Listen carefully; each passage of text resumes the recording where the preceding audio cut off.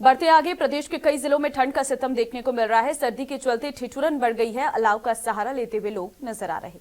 तो कोटा का न्यूनतम तापमान 11 डिग्री सेल्सियस तक पहुंच गया है। 12 में न्यूनतम तापमान की बात की जाए तो 8 डिग्री सेल्सियस दर्ज किया गया है और इसी तरीके से प्रदेश के अलग अलग जिलों में अब तापमान में गिरावट देखने को मिल रही है।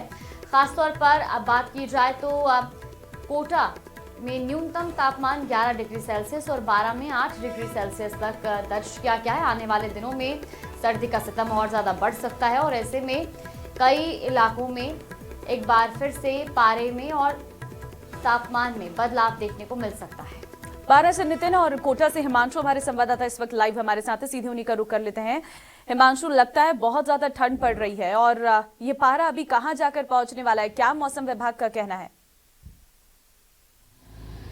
देखिए, कोटा की बात करें तो न्यूनतम तापमान 11 डिग्री पर है और ऐसे में कहा जा सकता है कि जैसे जैसे दिसंबर का जो दिन है वो आगे बढ़ रहे हैं, उसके साथ में सर्दी का जो सितम है वो बढ़ता जा रहा है। इसका इफेक्ट लोगों की दिनचर्या पर भी सीधे तौर पर देखा जा सकता है। जो मॉर्निंग वॉकर्स हैं जिनकी तादाद अमूमन सड़कों पर देखने को मिलती थी वो कम हो गई है। फिलहाल कोटा का सिटी हाट, किशोर सागर तालाब, जहाँ भी आप तस्वीर देखेंगे तो ये तस्वीर भी आपको धुंधली धुंधली सी नज़र आएगी और किशोर सागर तालाब जो है वो धुंध और हल्के कोहरे की चपेट में जो है वो नज़र आएगा।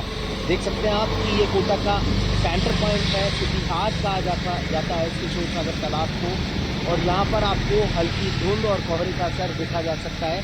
हालांकि अच्छी बात यह है कि फिलहाल ग्रामीण इलाकों में और शहरी इलाकों में जिस तरह से धुंध और कोहरे का असर देखा जाता है वो अभी फिलहाल नज़र नहीं आ रहा है और जिसके चलते कहा जा सकता है कि जो सड़क यातायात है वो सामान्य है।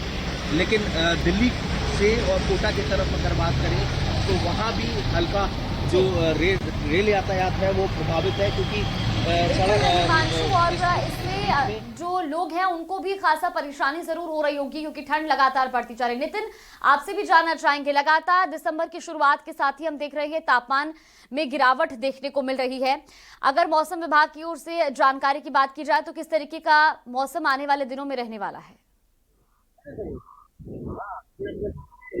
जी बिल्कुल, अलवर शहर और जिले में लगातार सर्दी का प्रकोप लगातार बढ़ता जा रहा है। इसको लेकर जो है आम का हाल जो है बेहाल होता जा रहा है।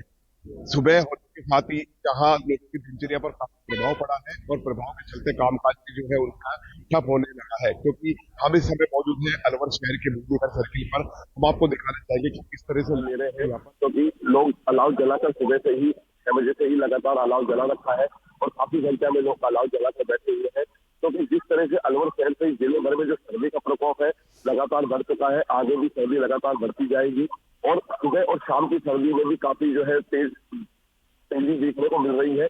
और सबसे बड़ी बात यह है कि जो आदमी का जो दिनचर्या है उससे काफी प्रभाव पड़ा है क्योंकि जो पारा है लगातार जो है वो सर्दी का बढ़ता जा रहा है। लेकिन सबसे बड़ी बात यह है कि यहाँ पर हम आपको दिखाना चाहिए कि पहले जो सड़कें हैं सुबह 6 बजे 7 बजे जो है ट्रैफिक यहाँ पर चालू रहता था और आज ये सड़कें जो है पूरी तरह सुनसान है क्योंकि सुबह सुबह सर्दी जो है काफी तेज पड़ती है और उसके चलते जो है लोग। ठीक है, लौटेंगे आपके पास। फिलहाल आपका बहुत धन्यवाद। लेते इस वक्त 12 से हमारे संवाददाता हमारे साथ लाइव है, सीधे उन्हीं का रुख कर लेती हूँ।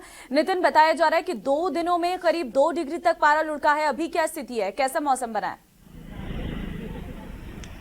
बिल्कुल, देखिए अभी जो है गलन और ठिठुरन दोनों ही बढ़ी हुई है। गलन जो है कपकपाहट वाली ठंड है वो 12 जिले में शुरू हो गई है। लोग जो है इसीलिए अलाव का सहारा ले रहे हैं सुबह शाम के वक्त और सुबह जो है वो अलाव ताप रहे हैं ताकि जो गलन है उससे वो बच सके, उस गलन से वो लड़ सकें।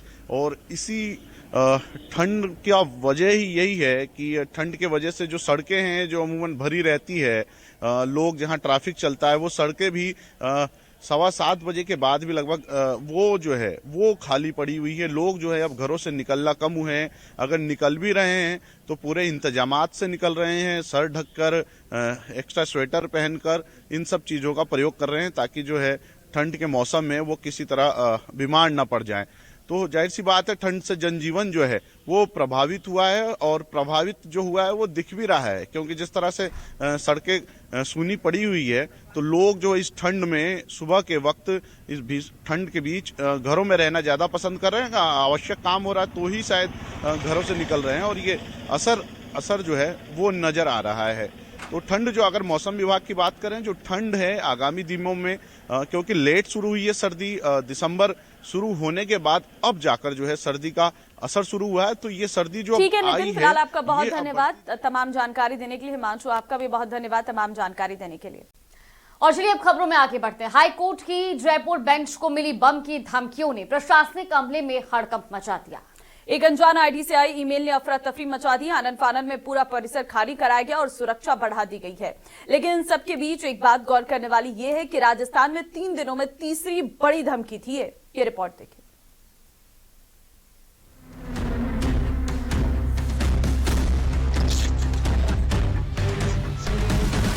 3 दिन 3 बड़ी धमकियां।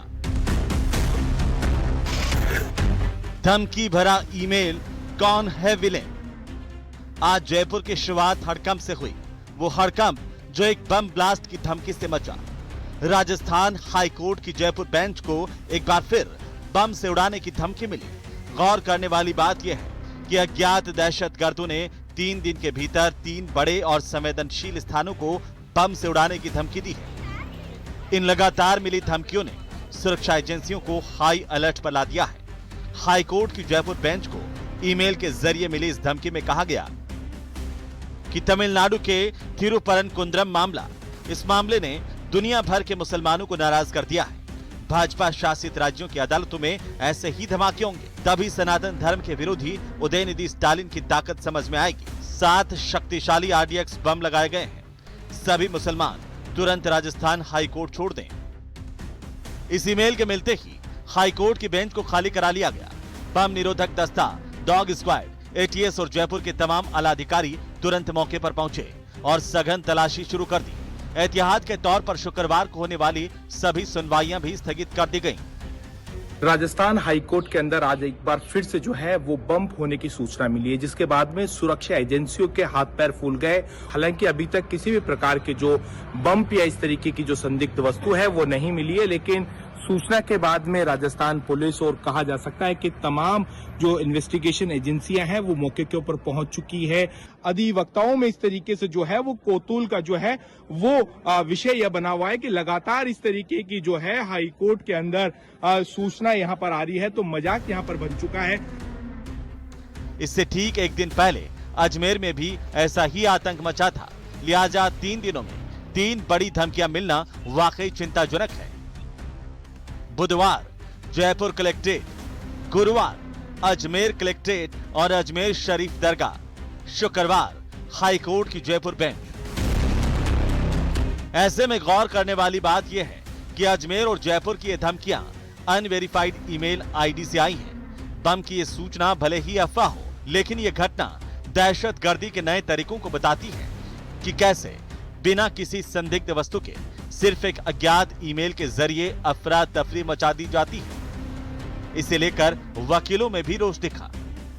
पर इस गंभीरता को ज्यादा गंभीरता से ही लेना चाहिए। 1 साल में शेर आया ऐसी बात हो जाए और किस दिन आगे ब्लास्ट हो जाए।